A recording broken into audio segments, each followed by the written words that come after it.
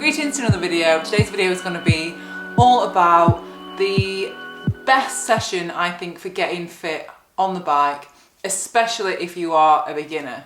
So it's also links actually because the government we're in lockdown in the UK, and the government have said some people can go back to work, and then they should also, if possible, not use public transport and either walk or use a bicycle.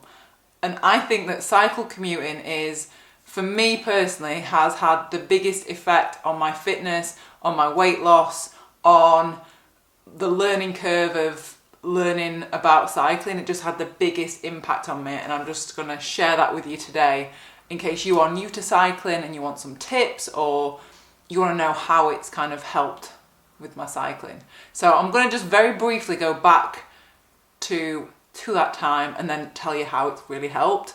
So in 2013, I went traveling, went to Australia, as pretty much all Brits do. We go to Australia. I was there for a year, and I ended up spending the majority, well, a big chunk of my money that I'd saved to do all these things when I was traveling on a bicycle, on my first ever road bike.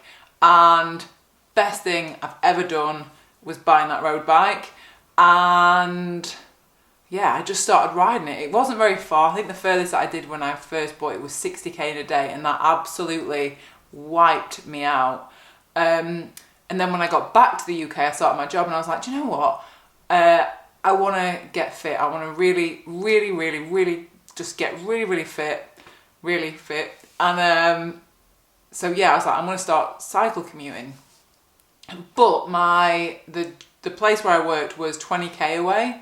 And I was like, that's quite, and it was hilly, and I was like, that's a long commute, can I do it? And I was like, do you know what, I'm just going to start doing it once a week. So it's the first day I've cycled to work. There's my bike, this is work. So I started doing that, and I was so knackered from it. Like, I did it, and I was like, how am I ever going to do this?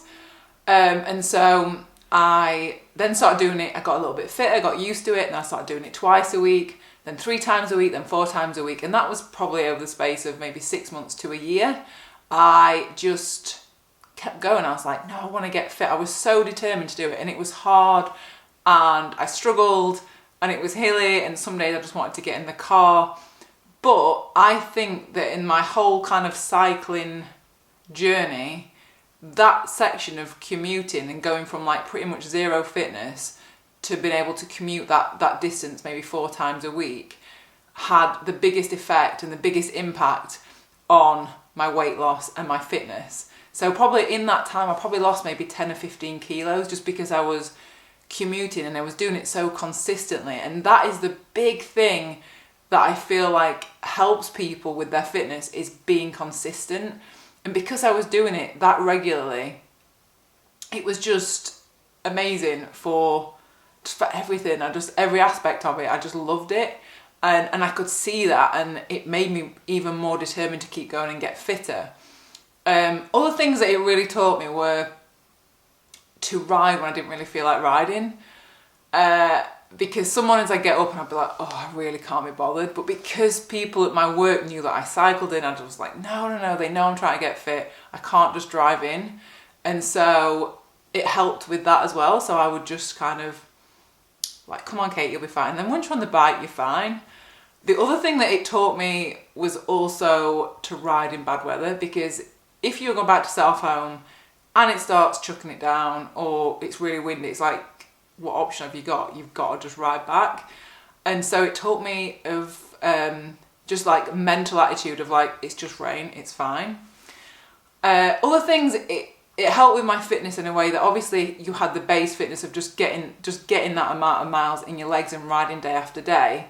But it also, I used to do like little like games and stuff. Like there was like a hill, and I would like sprint up the hill, or I'd be like, right, I'm going to go as fast as I can to like that lamppost. Or like if there was some lights that were on green, I would never go through red, but I would always like try and like race them and try and get through them before they would change.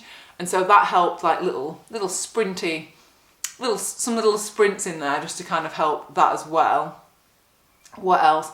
Also, helped me fix a puncture quite rapidly, because if you're in a rush on your way to work and you get a puncture, you're just like, oh, I've got to do this fast. It's never fun, but you get used to it. Also, it gets you used to riding in traffic, and because it's a commute, it's generally not going to be that long. So maybe up to an hour, it depends. But like just having that little bit of time in traffic gets you really used to it. So then when you go on to do like 100k, you're just used to traffic. So that's another real big benefit of it. So I thought I'd give you a couple of tips that I found really helped with commuting, just if you are new to it or you really want to get into commuting. So I would 100% recommend it if you are able to. You save money, it's just brilliant. You're helping the environment and you're getting fit at the same time. It's just so good. So I'll give you a few tips. So a couple of tips. First tip, I'm just thinking of these off the top of my head. Right, do a recce of the route before you do it on the first morning that you're going to commute. I did this just so that even though I'd driven it a million times, I did it so that I would, because it just feels different when you're cycling it. So just go and cycle the route, figure out where you're going to go, and maybe where you're going to lock your bike if you can't take it into the office. Just do that, get used to it, so that on the first morning it's not like a big panic of like, where am I going to park my bike? Second thing would be, give yourself plenty of time. There's nothing worse than like racing to get to work and then getting there and being all flustered and hot and sweaty and then like having to start your day's work. So give yourself way more time than you expect. So yeah, that's also why doing the recce of it is good, because you kind of get a rough idea of how long it's going to take you to do it. Give or take obviously a bit of traffic. Third thing is, I would always say, I personally prefer taking either like a saddle bag or a pannier rack, or like pannier racks, rather than a backpack. Some backpacks just make your back sweat, and there's nothing worse and you just feel uncomfortable. I'd rather have the weight on my bike than on my back, so that's another one. Always carry puncture repair kits, a hand pump, not CO2, hand pump, because if you get too flats and you've used all your CO2, just a nightmare. So like a regular pump, repair kit.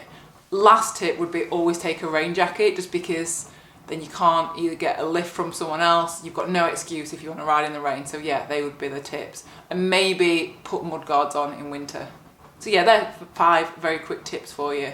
If you search my channel, I've got other videos on commuting and my first commute. But yeah, definitely like that period, I got the best fitness gains in such a short space of time and lost the most amount of weight. So the Humble commute, I think, is such a brilliant way to build fitness and mental fitness as well. So all right, I reckon that is it for this video. So I will see you next video. Yeah, I can't think of any. 3 tips. Mine's gone blank. My rice cooker's going. Can't think 'cause it's spitting.